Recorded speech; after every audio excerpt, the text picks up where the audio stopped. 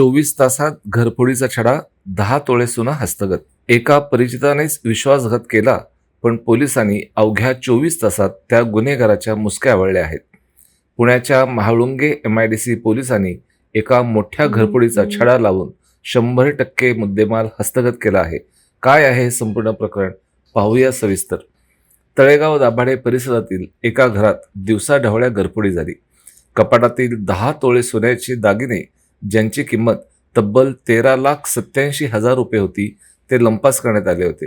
22 April रोजी या प्रकरणी महाळुंगे MIDC पोलीस ठाण्यात गुन्हा दाखल झाला. गुन्हा गंभीर होता, त्यामुळे पोलीस उपायुक्त श्रीमती श्वेता खेडकर आणि सहाय्यक पोलीस आयुक्त सचिन कदम यांनी तपासाचे आदेश दिले, पण समोर कोणताही पुरावा नव्हता. तपासाची चक्रे फिरली. वरिष्ठ पोलीस निरीक्षक विजय धुमाळ यांच्या मार्गदर्शनाखाली पथकाने परिसरातील CCTV फुटेज तपासले.